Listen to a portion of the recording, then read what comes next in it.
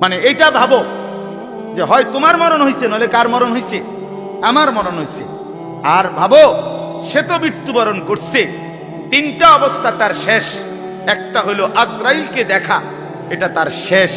এরপরে জান কবজের যন্ত্রণা, এটা তার শেষ। আর জান কবজের পরে তার মৃত্যুটা বিভৎস। অনেকের মৃত্যু হইতে পারত, তার শরীর ছিঁড়া ফেলছে, তার শরীর নিশ্চিহ্ন হয়ে গেছে, এরকম আপনার মৃত্যু হইতে পারত। কিন্তু তার তো স্বাভাবিক মৃত্যু হইল যে তার লাশটা অক্ষত আছে, দেখা যায়। তুমি এবার ভাবো যে তোমার সামনে তিনটা রয়ে গেছে, যে আজরাইল তোমার সামনে কেমন দাঁড়াবে। তুমি চিন্তা করো তোমার জান কবজের কষ্ট কেমন হবে। তুমি ভাবো তোমার মৃত্যু কি স্বাভাবিক হবে নাকি অ্যাক্সিডেন্ট আর অস্বাভাবিক কোনো মৃত্যু হবে, সেটা নিয়ে ভাবো। তাইলে প্রতিটা মৃত্যু আমাদেরকে ঘন্টা বাজায়, প্রতিটা রাত আমাদেরকে ঘন্টা বাজায়, প্রতিটা দিন আমাদেরকে ঘন্টা বাজায় যে বান্দা সময় তো চলে গেল, আখিরাতের কি হলো, কবরের কি হলো, পরকালের কি হলো। ইয়াউমা ইয়াকুনুন নাসু কাল ফারাশিল মাবসুত ওয়া তাকুনুল জিবালু কাল ইহনিল মানফুশ। আল্লাহ বলে একদিন সত্যি সত্যি কিয়ামত হবে, ইসরাফিল ফু দিবে। সেদিন কি হবে? সেদিন সমস্ত মানুষগুলো হয়ে যাবে বিক্ষিপ্ত পতঙ্গের মতো। বিক্ষিপ্ত পতঙ্গ মানে আপনারা একদম সহজ বুঝবেন, ওই যে বাতির মধ্যে, লাইটের মধ্যে, আলোর মধ্যে অনেক সময় যে সাদা সাদা পোক এগুলো আসে, এগুলো দেখছেন? এগুলো কি কয়? উলু উলু। এই যে আর একটু বড় বড় সাদা সাদা, হ্যাঁ, এই উলু উলু, এই উলু পোকা। এইটা যেমন মাঝে মাঝে এইভাবে আসে চারদিক থেকে উইরা উইরা আইয়াই পইরা হয় আগুনের মধ্যে, বাতির মধ্যে, আলোর মধ্যে পইরা পইরা মরে, নিচে মরে। তো আল্লাহ পাক বলেন ইসরাফিল ফু দিবে, কিয়ামত শুরু হবে। মানুষ এরকম পাগলের মতো, উলুর মতো দৌড়াইয়া পতঙ্গের মতো চারিদিকে দিক বিদিক শূন্য হইয়া দৌড়তে থাকবে।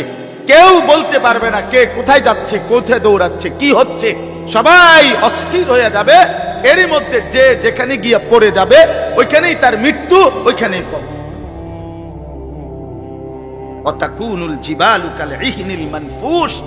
পাহাড়গুলো একটা নমুনা আল্লাহ বলছে, পাহাড়গুলো তুলারে দীর্ঘক্ষণ মেশিনের মধ্যে ধুনাইয়া সারলে, এবার যখন ঝরঝরা হয় তুলা, তো এবার যদি বাতাস লাগে তাইলে যেমন এটা উড়তে শুরু করে, তুলা উড়ে।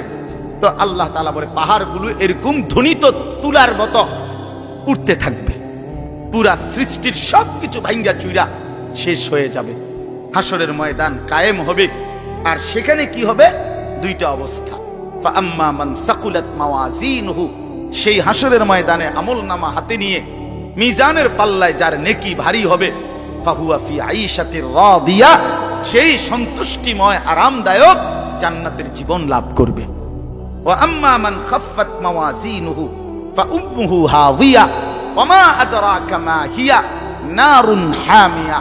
আর যার আমলনামা মিজানের পাল্লায় ওজন দেওয়ার পরে হালকা হবে, গুনাহ ভারী হবে, নেকি হালকা হবে, আল্লাহ তাআলা বলেন তার ঠিকানা হবে হাবিয়া নামক জাহান্নাম। আর আল্লাহ নিজেই বলে, নবী জানেন হাবিয়া জাহান্নামটা কেমন? নারুন হামিয়া, একেবারে প্রজ্বলিত ধাউ ধাউ করে জ্বলন্ত আগুন, এটার নামই হচ্ছে হাবিয়া। হাবিয়া। এখানে একটা কথা শুধু বলি, কথা আমার শেষ। এক নম্বর কথা হলো, এই জিন্দেগির মধ্যে যদি আমল বাড়াই তাহলে আখিরাতে জান্নাত হবে। এই জিন্দেগির মধ্যে যদি নাফরমানি বাড়াই তাহলে আখিরাতে জাহান্নাম হবে। মানে একটা শব্দ আছে ফাউম্মুহু হাবিয়া। এই ছেলেরা, তোমাদের জন্য আমি শেষ এই কথাটা আবার বলে যাই। এই শব্দটার তাফসীর আমি আজকেও পড়ছি, তাফসীরে কুরতুবিতে, তাফসীরে ইবনে কাসিরের মধ্যে আছে। আল্লাহ তাআলা বলছেন ফাউম্মুহু হাবিয়া, নাফরমান পাপীকে হাসরের ময়দানে, এই উম্মুহুর শব্দের অর্থ হলো উম্মু রাসিহি, অর্থাৎ তার মাথার সামনে যে চুল, এই চুল ধরে দাঁড়ানো মানুষটাকে বেইজ্জতি করে নিচে নামাইয়া এরপরে লাথি দিয়া জাহান্নামে ফেলে। এইটা অর্থ। এই অতএব এই লম্বা চুল, এই বিকৃত চুল ছাড়ো, ছাড়ো, নাই তো জাহান্নামের ফেরেশতা টান দিয়া ধইরা তোরে দাঁড়ানোর থেকে নিচে ফেলাইয়া একটা লাথি দিয়া জাহান্নামে ফেলে দিবে। তখন বুঝবা, তখন বুঝবা এই জন্য আমি অনুরোধ করলাম, রাগ হইও না, আমি শক্তই বললাম, মনে করো তোমরা এই স্বাভাবিক চুল রাখো, স্বাভাবিক চারদিকে সমান চুল রাখো। এটা কোনোভাবে এটা অসভ্যতা, এটা ফ্যাশন না, এটা জাহান্নামীদের চিহ্ন ভাইয়া, এটা দাজ্জালের চিহ্ন। দয়া করে আমার এই কথা ফিরাই দিও না, ফিরাই দিও না যুবক। নিয়ত করো ইনশাআল্লাহ, ছেলেরা নিয়ত করো, বলো যুবক ইনশাআল্লাহ, পাক্কা নিয়ত করো ইনশাআল্লাহ। তোমাদের যুবক আগামী দিনের জন্য, ইসলামের জন্য রেডি হইতে হবে। তোমরা নামাজ পড়তেই হবে বাবা। আল্লাহকে রাজি না করলে আমার মাতৃভূমিও নিরাপদ থাকবে না। ফিলিস্তিন বহুদিন যাবত রক্তাক্ত, রোহিঙ্গা বহুদিন যাবত আরাকান রক্তাক্ত, কাশ্মীর বহুদিন যাবত রক্তাক্ত। আজ আমার মাতৃভূমিও শহীদ সাইফুল ইসলামের রক্তে রঞ্জিত। একথা বেঈমান প্রমাণ করে দিছে। ইসকনের গুন্ডারা, সন্ত্রাসীরা, এই বেঈমানরা প্রমাণ করে দিছে যে মুসলমান সুযোগ পাইলে তোদের কাউরে ছাড়বো না। কি হুজুর, কি পাবলিক, কেউরে ছাড়বো না। হ্যাঁ, বইয়া বইয়া মোবাইল টিপো টিপো, বইয়া বইয়া নারী দেখো।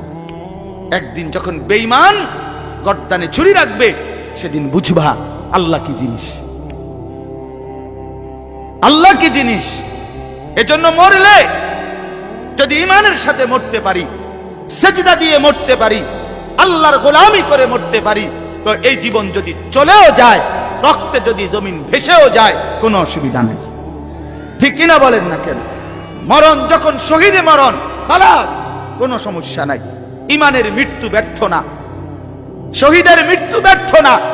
কিন্তু যদি নাফরমানির মৃত্যু হয়, যদি বেনামাজি মৃত্যু হয়, যদি শরীর নাপাক, প্যান্ট নাপাক, নারী দেখতে দেখতে, উলঙ্গ ছবি দেখতে দেখতে, তো এই অবস্থায় যদি তোর মরণ হয় বেটা, কি হবে তোমার, কি হবে বাবা? এজন্য দয়া করে আখিরাতের জন্য প্রস্তুতি নাও, পরকালের সামান বানাও, নিজের আখিরাত সুন্দর করো। আল্লাহ তাআলা আমাদের প্রতিটা ছেলেকে তৌফিক দান করেন। বাবারা, আপনাদেরকেও বলি, 60 বছর 50 বছরে আপনারা আখিরাতের ফিকির করেন, কবরের ফিকির করেন, পরকালের সামান কি হলো সেটার ইন্তজাম করেন। খাট পালং সোফা ফার্নিচার এগুলো যেদূর হইছে হইছে, আমনে শেষ না করলো এটি ফুলাইনে পরে করব, নাতি নাতনিরা আরো বানাইবো, এটি শেষ হইতো না। পৃথিবীতে আমনে মরার পরও গাছ থাকবো। আমনে মইরা যান, কোনো অসুবিধা নাই, আমনে মইরা দেখবেন গাছ মরছে না সব। পৃথিবীতে আমনে মরার পরেও দুনিয়া থাকবে, কাজে দুনিয়া ওরা বাকিরা করবে, আপনি এবার কবরের সামান করেন। আল্লাহ আমাদের বাবাদেরকে, চাচাদেরকে, বয়স্কদেরকেও আখিরাতের কবরের পুঁজি সংগ্রহ করার তৌফিক দান করেন। মা বোনদেরকে পর্দার ইজ্জতের কদর বুঝার তৌফিক দান করেন। হযরত ওমর রাদিয়াল্লাহু তাআলা আনহু বলতেন যে, আল্লাহ, আমি আপনার কাছে শহীদি মরণ চাই এবং নবীর শহরে মরতে চাই, মদিনায়। তো আল্লাহ তাআলা ঠিক যেভাবে দোয়া করছেন আজীবন, ওইভাবেই আল্লাহ তাআলা ওনার দোয়া কবুল করছেন। উনি মদিনাতেই ইন্তেকাল করছেন এবং শাহাদাতের মৃত্যু। ফজরের নামাজের ইমামতি অবস্থা মসজিদে নববীতে প্রথম কাতারে উনি ইমামতি করতেছিলেন। একজন অগ্নিপূজক কাফের ছদ্মবেশে, চাদর দিয়ে শরীর ঢেকে, এই বেঈমান ফজরের নামাজের ইমামতি করতেছেন ওমর রাদিয়াল্লাহু তাআলা আনহু। এই সময় ওনার কোমরের মধ্যে ছুরি মারছে, 7-8টা ছুরির ঘাই দিছে। এই অবস্থায় তিনি রক্ত অঝরে ঝরতে শুরু করছে। তো উনি চাপ দিয়া ধইরা আগে পিছন কাতার থেকে, প্রথম কাতার থেকে হযরত আব্দুর রহমান ইবনে আউফ রাদিয়াল্লাহু তাআলা আনহুকে টেনে ইমামের জায়গায় না দাঁড় করায়া, তো বলছে, আব্দুর রহমান, আগে ফজরের নামাজ শেষ করো, তারপরে তোমরা আমারে ধইরো। তো উনি কাটা মুরগির মতো পাশে এই ব্যথায় তড়ফাইছে, কিন্তু সাহাবায়ে কেরাম আগে নামাজ পড়ছে, এরপরে উনারে ধরছে। তো এই আঘাতেই উনি শাহাদাত বরণ করছে। তো শহীদি মৃত্যুও হয়েছে, আবার রসুলের শহরেই মদিনাতেই মৃত্যুবরণ করছে। ও সবচেয়ে আশ্চর্যের কথা হলো, উনি হলেন শহীদে মেহরাব, মেহরাবের শহীদ, অর্থাৎ নামাজের এই জায়গায় রাসূলুল্লাহ সাল্লাল্লাহু আলাইহি ওয়াসাল্লাম আজীবন যেখানে ইমামতি করতেন সেইখানে তিনি শাহাদাত বরণ করছেন। আল্লাহ ওনাকে কিভাবে কবুল করছে। এজন্য নওজোয়ান ভাই ছেলেরা, তোমাদেরও এটা মনে রাখা চাই, সারা পৃথিবীর ইসলাম বিরোধী দুশ্মনরা, এই সারা বিশ্বের ইয়াহুদি, খ্রিস্টান, মুনাফিক, নাস্তিক, মুরতাদ, ইসলাম বিদ্বেষীদের একটা বড় ষড়যন্ত্র, তাদের একটা বড় মেন এজেন্ডা হলো সারা পৃথিবীর মুসলমানদের দিল থেকে জিহাদ ফি সাবিলিল্লাহ, আল্লাহর রাস্তায় জিহাদ এবং শাহাদাত, এই শব্দ যেন ভুলে যায়।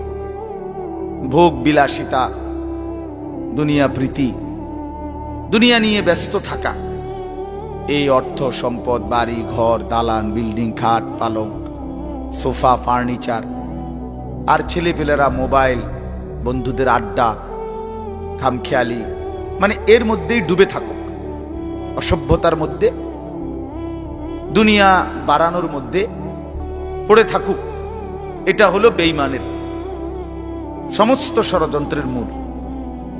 এজন্য সারা পৃথিবী জুড়ে তারা জিহাদ ফি সাবিলিল্লাহর বিরুদ্ধে, আল্লাহর রাস্তায় যুদ্ধ, এর বিরুদ্ধে জঙ্গি, উগ্রবাদী, টেরোরিস্ট, সন্ত্রাসী ইত্যাদি বহু কিছিমের অপপ্রচার করে লাগাতার অব্যাহত এই পরিমাণ বলতে থাকছে যে অনেক মুসলমান সাধারণ মানুষ পর্যন্ত এটাকে ভয় পাইতে শুরু করছে, যে জিহাদ বললেই আতঙ্ক, কিতাল বললেই আতঙ্ক।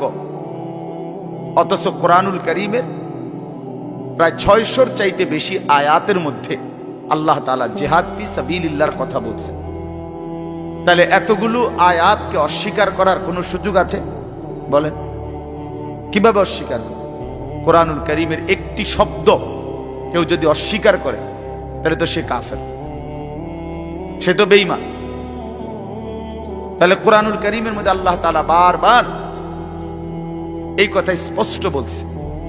কোরআন শরীফে আছে, মক্কায় মুসলমানরা, কুরাইশরা, মক্কার কুরাইশদের মধ্যে মাঝে মধ্যে বিতর্ক হইত যে কেউ কাবা ঘরে হাজীদেরকে পানি পান করাইতো, কেউ হাজীদেরকে মেহমানদারি করত, কেউ কাবা ঘরের চাবি পাহারা দিত, কেউ কাবা ঘরের সংরক্ষণ করত, কাবা ঘরের ভবন ইত্যাদি প্রস্তুত করত, হাজীদের জন্য তাবু বানাইতো।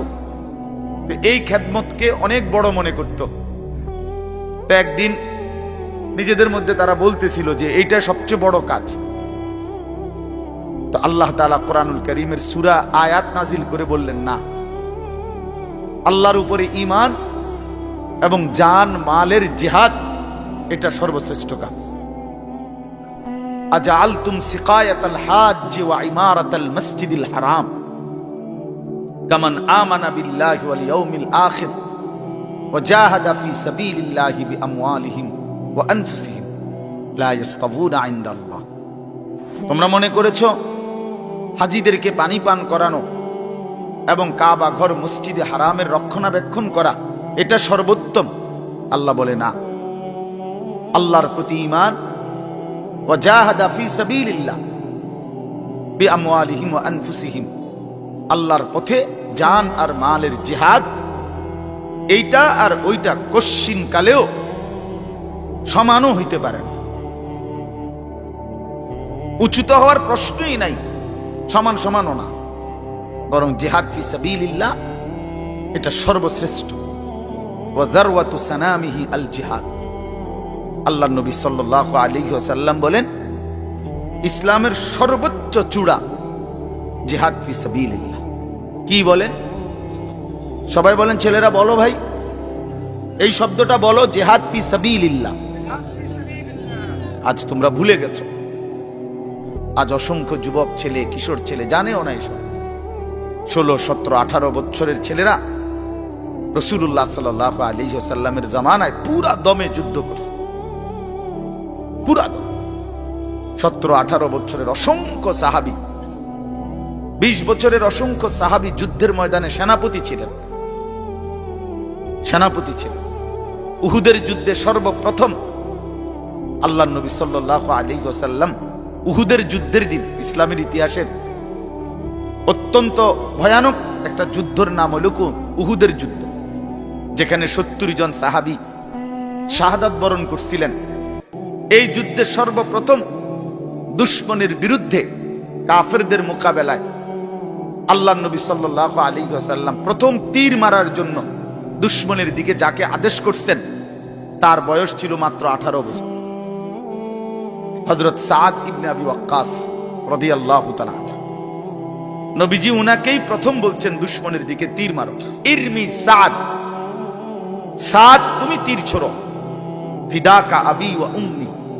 এই নবী জীবনে একবার শুধু বলছে এই 18 বছরের সাহাবী যুবকের জন্য যে আমি মুহাম্মদের মা বাপ তোমার জন্য কুরবান। আর কোনদিন নবীজি এ কথা বলে নাই।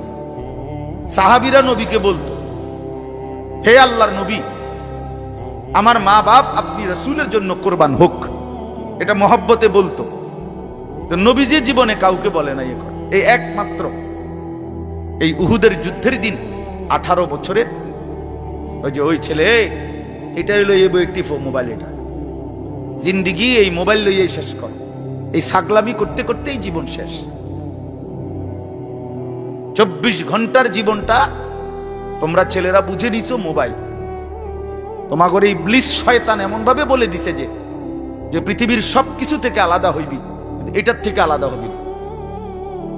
আজকে এইভাবে তোমগরে শয়তান মাথার মধ্যে তোমকে বুঝাই দিস যে জীবনটা বাইধা রাখ মোবাইলের উপর।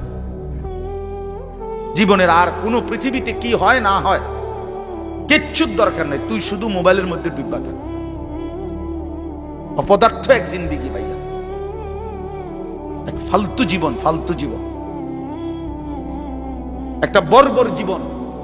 মোবাইলের আসক্ত যেই ছেলে মেয়ে, এটা একটা বাজে লোক, ফালতু লোক, ফালতু, 100 ফালতু, 100 ফালতু, 100 ফালতু, একেবারেই আকাম লাইন, এক ধরনের অপদার্থ ছাড়া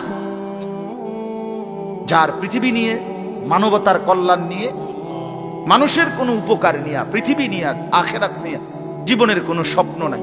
শাহওয়াত, শুধু শাহওয়াত, শুধু লজ্জাস্থানের একটা চাহিদা আছে, শাহওয়াত, এইটা পূরণ কর। নারী, ছবি, নাচ, গান, উলঙ্গতা, অশ্লীলতা, বেহায়াপনা, অসভ্যতা, খালাস। এটা মজা পাইলাম, বেড়ি চাইলাম,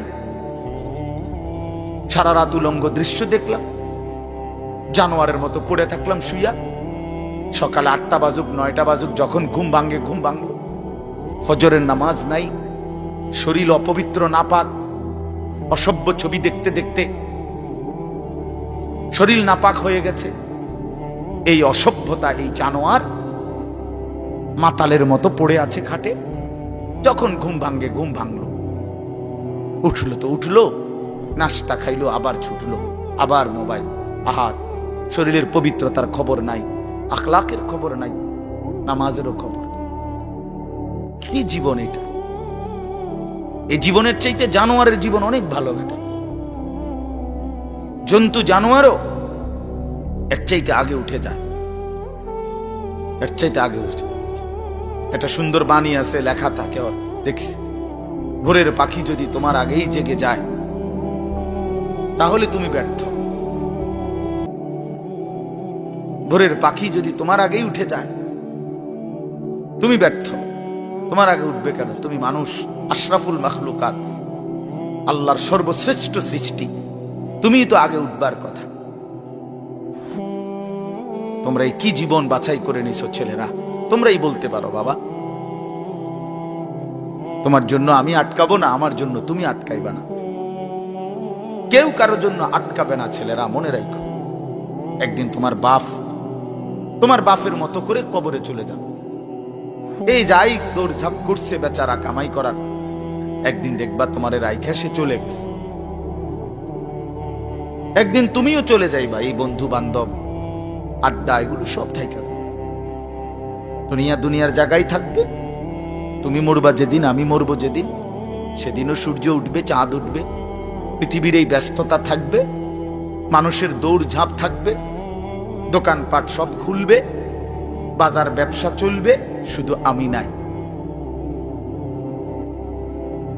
শুধু কি আমি না, আর সবই কি স্বার্থপর দুনিয়া। কেউ তোমার জন্য 1 ঘন্টাও থামবে না, কেউ না। কারো হাতে সময় নাই ভাইয়া, কারো হাতে সময়। বহুতই বড় স্বার্থপর এক দুনিয়া এটা। এজন্য বুদ্ধিমান সে, নবীজি বলছে, আল কাইয়িসু মান দানা নাফসাহু ওয়া আমিলা লিমা বা'দাল মাউত। বুদ্ধিমান তো সে যে নিজের হিসাব করে, নিজের হিসাব রাখে এবং মৃত্যু পরবর্তীর জন্য আমল করে। রাসূলুল্লাহ সাল্লাল্লাহু আলাইহি সাল্লাম বলছেন, এক সাহাবী জিজ্ঞেস করছে, ইয়া রাসূলুল্লাহ, মান আকিয়াসুন নাস ওয়া আহজামুন নাস? সবচেয়ে বিচক্ষণ, বুদ্ধিমান, বিবেকবান কে? নবীজি সাল্লাল্লাহু আলাইহি ওয়াসাল্লাম বলেন, আকসারুহুম যিকরান লিল মাউত। বেশি বেশি যে মৃত্যুকে স্মরণ করে। ওয়া আকসারুহুম ইস্তি'দাদান লিল মাউত, এবং বেশি বেশি যে মৃত্যুর জন্য প্রস্তুতি গ্রহণ করে। সে বুদ্ধিমান, সে বুদ্ধিমান। কুরআনুল কারীমের মধ্যে আল্লাহ তাআলা বলেন, ওয়া ইন্নাদ দারাল আখিরাতা লাহিয়াল হায়াওয়ান। ছেলেরা মোবাইল যদি কয়জন হাতে আছে নামায় ফেলো, হাতের থেকে মোবাইলটা নামায়া শোনো ভাই, আমার দিকে তাকাইয়া শোনো, ভালো হবে ভাই। তো আল্লাহ তাআলা বলেন, নিশ্চয়ই আখিরাতের ঘর জান্নাত, সেটাই কেবল জীবন। লাহিয়াল হায়াওয়ান, ওইটাই লাইফ, ওইটাই জীবন, এটাই স্টেশন, এটা প্ল্যাটফর্ম। এজন্য ট্রেন স্টেশনে যত অত্যাধুনিক এসি থাকুক, বাসের প্ল্যাটফর্মে যত অত্যাধুনিক রোমে হোক, লোকটা কেবল ছটফট করে, একটু পর পর ঘড়ি দেখে, টিকিট দেখে, বাইরে উকি দেয়, বাস আইয়ে না। আরে ভাই এরকম করেন কেন? এসি চলতেছে, বসে না থাকবে। আর আপনি আপনার কথা বইয়ে থাকতে মাইছি না, ঠিক কিনা বলে? অথচ কোনো সমস্যা নাই, এতটা অত্যাধুনিক রুম এখানে, তারা নাস্তা টাস্তা দিচ্ছে, কিন্তু হের কেবল গড়িসা, সে কেবল টিকিট চায়, সে কেবল জিগা কি ভাই আইলুনি, ট্রেন আসছে। কারণ এটা যে প্ল্যাটফর্ম, সে এখানে বসতে আসে নাই। রব্বুল আলামিন বলে, বান্দা বিশ্বাস করো, এটা প্ল্যাটফর্ম। মালি ওয়ালিদ দুনিয়া। রাসূলুল্লাহ সাল্লাল্লাহু আলাইহি ওয়াসাল্লাম, হাই উম্মত, দুনিয়ার সাথে আমার কিসের সম্পর্ক? কি সম্পর্ক?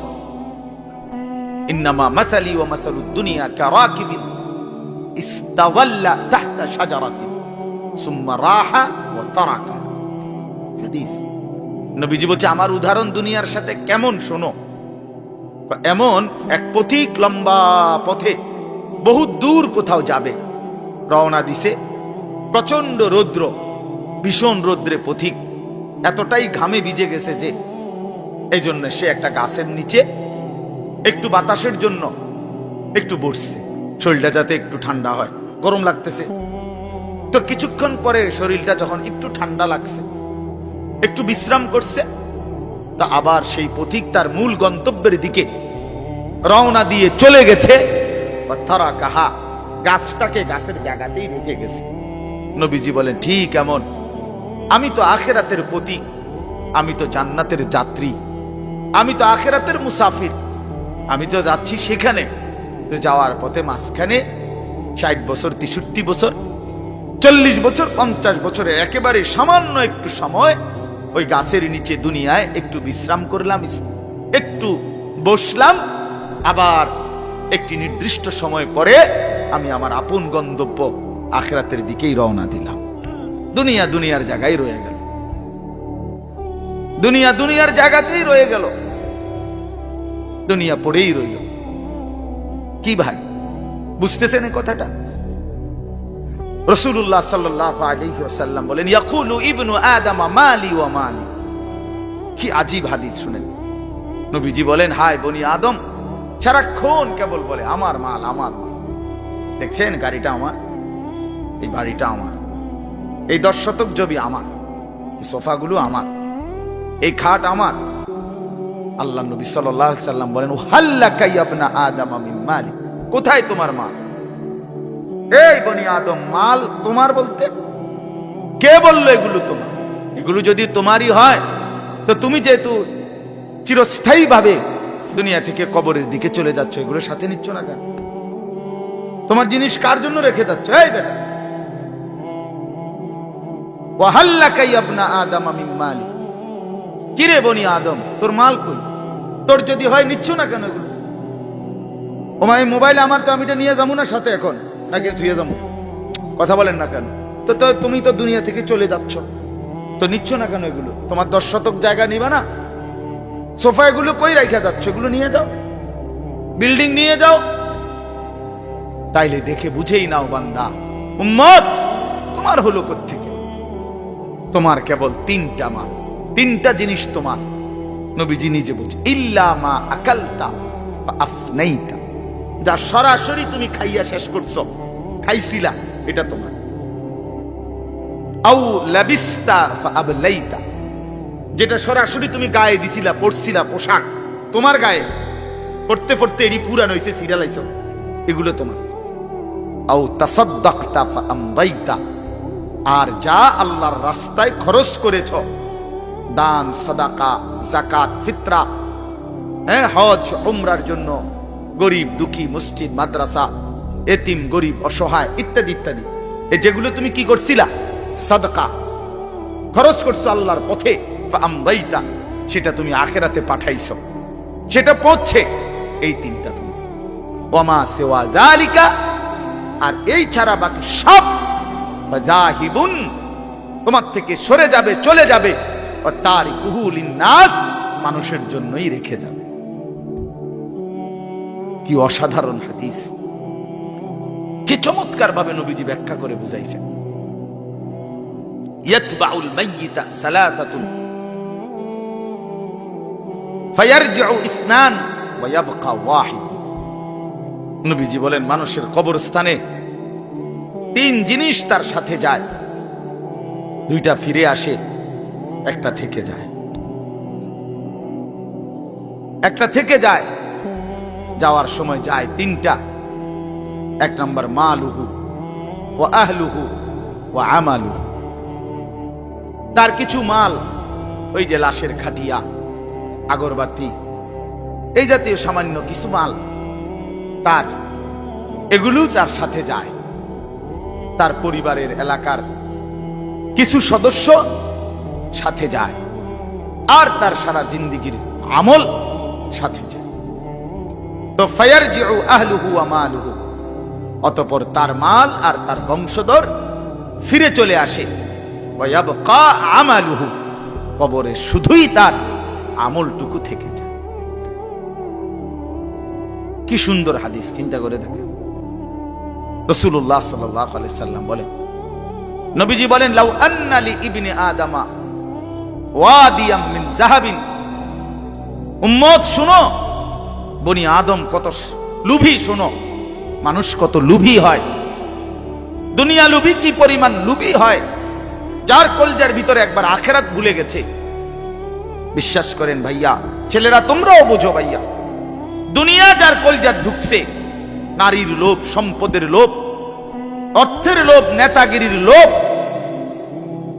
তো আল্লাহ রাসূল সাল্লাল্লাহু আলাইহি সাল্লাম বলেন, এই দুনিয়া লোভীকে, বনি আদমকে যদি একটা পাহাড় পরিমাণ স্বর্ণ দেওয়া হয়, লা আহাব্বা আন ইয়াকুনা লাহু ওয়াদিয়ান, সে মনে মনে চাইবে যদি তাকে 2টা পাহাড় স্বর্ণ দেওয়া হইতো। একটা পাহাড় মানে কি? 200 কেজি মাটি। কথা বুঝছেন না? একটা পাহাড়ের মধ্যে 200 কেজি মাটি, তো টনে টনে মাটি, টনে টনে, মিলিয়নে মিলিয়নে মাটি। মদিনার উহুদ পাহাড় 8.5 কিলোমিটার লম্বা, এত বড় পাহাড়, এত দূরত্ব, এত উঁচা, যে মসজিদে নববীর এখান থেকে, বারান্দা থেকে, সেহান থেকে দাঁড়াইলে কি দেখা যায়? উহুদ পাহাড় দেখা যায়, প্রায় 4 কিলো 4.5 কিলো দূরে, কিন্তু এখান থেকে স্পষ্ট পাহাড় দেখা যায়, এতটা উঁচা। তাহলে এত উঁচু, এত লম্বা পাহাড় স্বর্ণ বানিয়ে দিলে আল্লাহ নবী সাল্লাল্লাহু আলাইহি ওয়াসাল্লাম বলেন সে আরো একটা চাই। এরপরে নবী বলেন, শোনো বনি আদম, লান ইয়ামলা ফাহু ইল্লা তুরাব, হায় বনি আদমের মুখ ভরবে না কবরের ওই মাটির মুখে মারা পর্যন্ত। লান ইয়ামলা ফাহু ইল্লা তুরাব,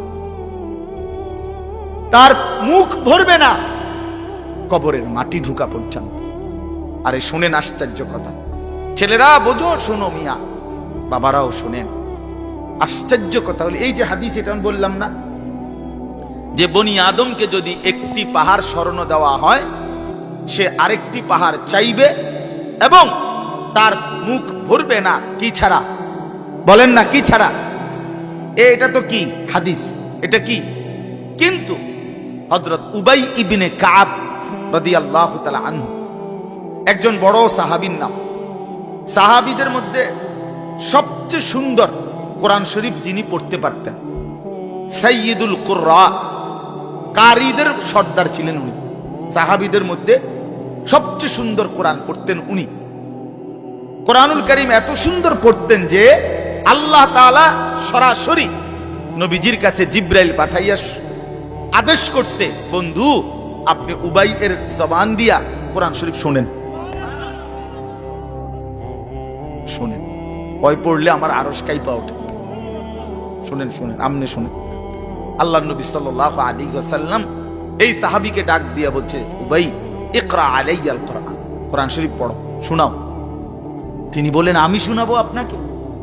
আমরাই তো শুনি আপনার থেকে, আপনার সামনে আমি কোরআন পড়বো এই সাহস তো আমার নাই ইয়া রাসূলুল্লাহ। আল্লাহ নবী সাল্লাল্লাহু আলাইহি ওয়াসাল্লাম বললেন, আল্লাহ তাআলা তোমার নাম বলে আমাকে আদেশ করেছেন তোমার জবানে কোরআন শুনতে। উনি তিনবার জিগাইছে কথাইটা। এরপরে আসাম্মানি আল্লাহ, ইয়া রাসূলুল্লাহ, আল্লাহ আমার নাম নিছে? বলে তোমার নাম? আমার নাম? হ্যাঁ তোমার নাম। আমার নাম? বলছে হ্যাঁ তোমার নাম।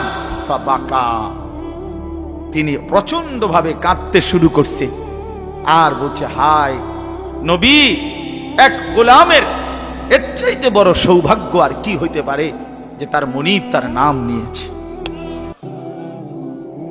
তার মালিক তার নাম নিছে। এর চাইতে বড় ভাগ্য আমার জীবনে আর কি হতে পারে যে আমার আল্লাহ আমার নাম নিছে। যাই হোক, আমার বলার উদ্দেশ্য হলো এই সাহাবী উবাই ইবনে কাব বলেন, এই যে হাদিস এটা নবীজি আমাদেরকে এত বেশিবার বলছে, বারবার বারবার বলতেন। আমরা প্রথমত কুন্না নারা, এর সরাসরি তাফসিরে আছে, কুন্না নারা হাদা মিনাল কোরআন, আমরা এটাকেই মনে করতাম যে এটা কোরআনের আয়াত। এত বেশিবার নবী এটা আমাদের সামনে পড়ছে। অর্থাৎ সাহাবীদেরকে দুনিয়া থেকে, দুনিয়ার লোভ থেকে ফিরাইবার জন্য, আখিরাত মুখী করার জন্য, পরকাল মুখী বুঝাবার জন্য এত বেশিবার বলছে এটা। উনি বলেন আমরা প্রথমত এটা ভাবতাম এটা কোরআন শরীফের আয়াত। হাত্তা নাযালাত আলহাকুমুত তাকাসুর হাত্তা যুরতুমুল মাকাবির, এরপরে যখন আলহাকুমুত তাকাসুর এই সূরাটা নাজিল হইছে, এই আমি এখন যেই সূরাটা পড়ছি তার পরের সূরা, এটা যখন নাজিল হইল তখন আমরা বুঝলাম যে না, এইটা হইল কোরআন, আর এতদিন যেটা মনে করছি এটা রাসূলের হাদিস। আল্লাহর নবী সাল্লাল্লাহু আলাইহি ওয়াসাল্লাম এভাবে উম্মতকে দুনিয়া থেকে সরাইতে চাইছে, দুনিয়ার লোভ থেকে। আজ আমরা জিন্দেগির মাকসাদ বানায় নিছি। জওয়ান বলেন, বুড়ো বলেন, আমি বলেন, আপনি বলেন, আমাদের জীবন শুধু দুনিয়া, অথচ আখিরাত, হাসরের ময়দান, কিয়ামত, পরকাল আমাদের দরজায় কড়া নাড়তেছে। প্রতিনিয়ত আমাদের সামনে যে মানুষগুলো মৃত্যুবরণ করতেছে, এরা যেন আমাদেরকে হাত নেড়ে নেড়ে, কড়া নাইরা নাইরা যেন বলতেছে আখিরাতের দিকে যাচ্ছি, তুমিও আইসো। ঠিক না? এই জন্য কবর জিয়ারতের দোয়া আছে সালামের সাথে। ওমর ফারুক ভাই নিদা হয় না? আরে বেটা, বেচারা আমার তো বড় বক্তা, ওরা নিচে বলছে হায় হায়, তো কবর জিয়ারতের দোয়ার মধ্যে, সালামের মধ্যে এটা অংশ আছে, আনতুম লানা সালাফুন ওয়া নাহনু লাকুম তাবাউন। হে কবরবাসী, আপনি তো আমার আগে চলে গেলেন, অচিরেই আমি আপনার পিছনে পিছনে আসতেছি। ওয়া নাহনু লাকুম তাবাউন, আমরা আপনার পিছনে পিছনে আসতেছি। আপনাকে সালাম, আপনাকে সালাম। এইভাবে তো আল্লাহ নবী সাল্লাল্লাহু আলাইহি ওয়াসাল্লাম কোরআনের আয়াতগুলো, সূরাগুলো অধিকাংশই আপনাদেরকে আমাদেরকে ভাই বুঝাইতে চাইছে আখিরাত, পরকাল। কত ভাবে ইকতারাবা লিন-নাসি হিসাবুহুম ওয়া হুম ফি গাফলাতিন মুরিদুন। আল্লাহ তাআলা বলে, বান্দা, হিসাবের সময় তো কাছায়া গেল, আখিরাত তো চলেই আসলো, কিয়ামত তো চলেই আসলো, আজও তো তুমি গাফিল হয়েই রইলা। 40 বছর হয়ে গেছে, 1 বছর শেষ হইছে, এভাবে বুঝি নাফরমানিতে পড়ে রইলা বান্দা। 365 দিনে কোনদিন ছেলেরা, তোমরা যারা ফজরের নামাজ পড়ো না, তুমি বলো না বাপ, এত শক্ত এত পাষাণ কেমনে হইলা? 1টা বছর কোনদিন ফজরের নামাজ পড়ো নাই, এত বড় নিকৃষ্ট জানোয়ার মুসলমানের বাচ্চা কেমনে হয় বলেন? এত বড় জানোয়ার একটা মানুষের বাচ্চা কেমনে হয়? এটা কি পরিমাণ হাইওয়ান, এটা কত বড় হাইওয়ান, কত বড় জন্তু, কত বড় পশু। 1 বছর 365 দিনে এই হাইওয়ান কোনদিন ফজরের নামাজ পড়ে না। শুধু 1 বছর, খবর নিলে দেখবেন 10 বছর, খবর নিলে দেখবেন 5 বছর। জানোয়ারের মতো, ইহুদির মতো, খ্রিস্টানের মতো চুল রাইখা তৃপ্তি বোধ করে। এর চাইতে অসভ্যতা, এর চাইতে নিকৃষ্ট রুচি, এত বিকৃত মানসিকতা কোন জন্তু জানোয়ারেরও হয় না। জন্তু জানোয়ার, তোমরা যে সমস্ত ছেলের চুল ইহুদির মতো, খ্রিস্টানের মতো, বেঈমানের মতো, বেটা তুমি একদম নিম্ন রুচির মানুষ, একেবারে ফসা মানুষ বেটা, তুই বেটা ফালতু লোক বেটা, তুই বেটা, তোর কোনো রুচি বলতে কিছু নাই বেটা, তোর কোনো রুচিবোধ নাই বেটা। কার মতো মুসলমানের বাচ্চা হইয়া, মুসলমানের ঘরে জন্ম নিয়া বেটা, আল্লাহর আজান শুনলি, ডান কানে বাম কানে তোরে আজান দিছে, এক পবিত্র মা তোরে 2টা বছর দুধ পান করাইছে বেটা, কোন শরমে বেটা তুই ওই বেঈমানদের মতো চুল কাটলি বেটা? ওদের কোনো জাতপাত আছে না, ওদের কোনো ইজ্জত আছে না, সম্মান আছে? আল্লাহ তাআলা কোরআনুল কারীমে বলছে, ইন্নামাল মুশরিকুনা নাজাস। কোরআনের আয়াত কিনা? আল্লাহ বলছে সমস্ত মুশরিক নাপাক, নাজাসুন নাজাস।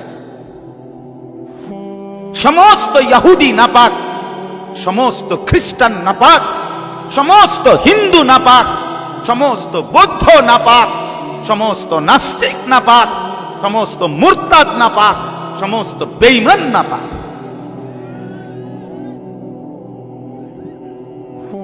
কার মতো বেটা চুল রাখলি? কারে দেখে বেটা পেশাব করে পানি লস না বেটা?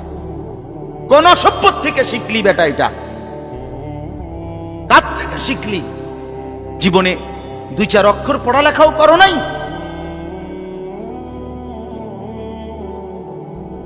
2-4 শব্দ পড়ো নাই তোমরা ছেলেরা। মানুষ এত অভদ্র অপবিত্র হয় কেন? কোরআনুল কারীমের মধ্যে আছে, আল্লাহ তাআলা বলে, বান্দা কি আজীব কথা, কোরআন শরীফে আছে, বান্দা কোনোভাবেই যদি পানি নাই, ঠিক আছে, ফাইন লাম তাজিদু মাআন ফাতায়াম্মামু সাঈদান তাইয়্যিবা, তাহলে মাটি দিয়ে, পবিত্র মাটি দিয়ে তায়াম্মুম করো, তবুও নিজেকে পবিত্র বানাও। যদি বলি আল্লাহ পানি নাই, ঠিক আছে, তো মাটি দিয়ে হলেও পবিত্র হইতে হবে, এত তাড়াহুড়া কা? পানি আইও, পানি পাইয়া লই, এরকম শুরু করলেন। কোরআন শরীফের সরাসরি আয়াত, আল্লাহ তাআলা বলে জানো, ওয়ালাকিন ইউরিদু লিইউতাহহিরাকুম, আল্লাহ বলেন আমি না আমার ইমানদার বান্দাকে সারাক্ষণ পবিত্রই দেখতে চাই। দোস্ত আমার, এটা কোরআন শরীফের আয়াত। ওয়ালাকিন ইউরিদু লিইউতাহহিরাকুম, আমি আমার বান্দাকে পবিত্র, মুমিন আমার সে, ও অন্য কেউ না, ও আমার ইমানদার বান্দা। তো ইয়া আইয়ুহাল্লাযীনা আমানু ইযা কুমতুম ইলাস সালাতি ফাগসিলু ওয়ুজুহাকুম, এই আয়াতের মধ্যে, এই আয়াতের অন্তর্ভুক্ত অংশ এটা। ওয়ালাকিন ইউরিদু লিইউতাহহিরাকুম, ইমানদার পানি নাই, ঠিক আছে তায়াম্মুম করো, মাটি দিয়ে। কেন এমন তাড়াহুড়া? আল্লাহ তাআলা বলে আমি যে তোমাকে পবিত্র দেখতে চাই, আমি কে তোমাকে পবিত্র। ফীহি রিজালুন ইউহিব্বুনা আন ইয়াতাতাহহারু আল্লাহু ইউহিব্বুল মুত্তাহহিরিন। কোরআন শরীফের আয়াত আছে, আল্লাহ বলে বন্ধু আপনার কিছু সাহাবীকে আমি দেখছি, আল্লাহ প্রশংসা করতেছে। মদিনার কুবা একটা এলাকা, যেখানে নবীজি মদিনার মক্কা থেকে হিজরত করে এসে প্রথম ঢুকছিলেন। এই হিজরত করে আইসা প্রথম যেখানে ঢুকছেন, এই জায়গাটার নাম হলো কুবা নগরী। কুবা কি নাম? এই কুবা। এই এলাকার যারা সাহাবী ছিল, ওনাদের একটা অভ্যাস ছিল, ওনারা ওই সময় পানির তীব্র সংকট ছিল, পানি কম ছিল আর কি। তো তীব্র পানির সংকট থাকার পরেও ওনারা খাবারের পানি, রান্নার পানি, মানে ভাত তরকারি রান্নার যে পানি আর খাবারের পানি কম খাইতো, কম ব্যবহার করত। এখান থেকে পানি বাঁচাইয়া পেশাব পায়খানার পবিত্রতার জন্য যে পানি দরকার, ওইখানে তারা পর্যাপ্ত পরিমাণ পানি ব্যবহার করত, যেন পবিত্রতার মধ্যে কোনো কমতি না। আল্লাহর কসম, এই কথাইটা, তাদের এই আখলাক আচরণটা আল্লাহ এত পছন্দ করছে, কোরআন শরীফের আয়াত নাজিল করে ডাইরেক্ট তাদের প্রশংসায়। আল্লাহ বলছে ফীহি রিজালুন, আপনার সাহাবীদের মধ্যে কিছু লোক এমন আছে আমি দেখতেছি, ইউহিব্বুনা আন ইয়াতাতাহহারু, যারা ভালোভাবে পবিত্রতা অর্জন করাটাকে খুব পছন্দ করে। আল্লাহু ইউহিব্বুল মুত্তাহহিরিন, নবী শুনায়ে দেন এমন পবিত্রতা অর্জনকারীদেরকে আমি আল্লাহও ভীষণ ভালোবাসি।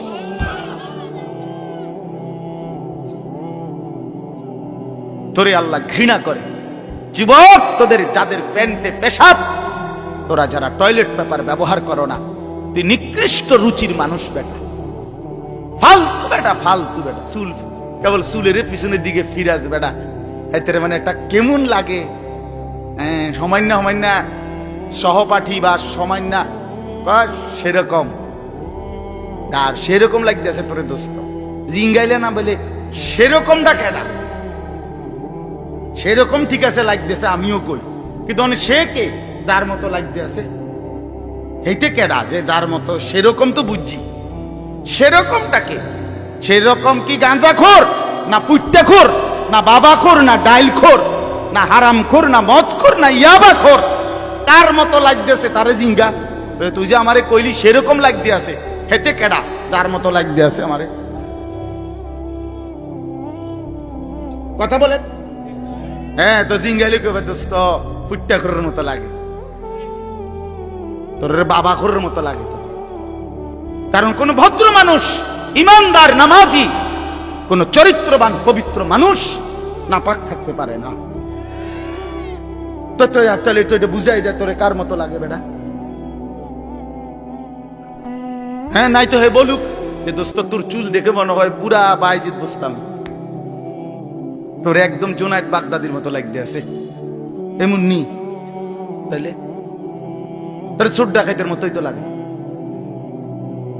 আস্তাগফিরুল্লাহ, আস্তাগফিরুল্লাহ। প্রিয় ভাই আমার, বন্ধু আমার, আখিরাত যেন ভুলে না যাই।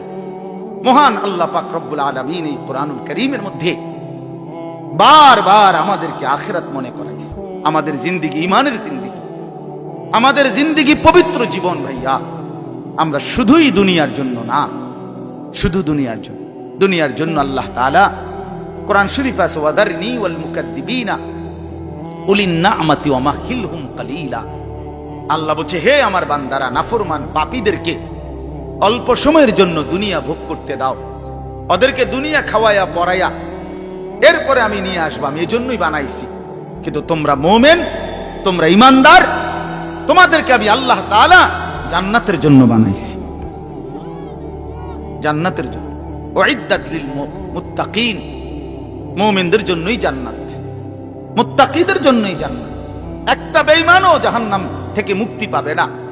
কোন কাফের, কোন বেঈমান, কোন হিন্দু, কোন বৌদ্ধ, কোন ইহুদি, কোন খ্রিস্টান, কোন নাস্তিক মুরতাদ পরকালে পরকালে এক ঢোক, এক জাররা, এক লোকমা, এক ঢোক পানি মিলবে না, সুখ মিলবে না। ঈমানবিহীন সমস্ত ভালো কাজ আখিরাতের বিচারে পরিত্যক্ত, মারদুদ, বাতিল।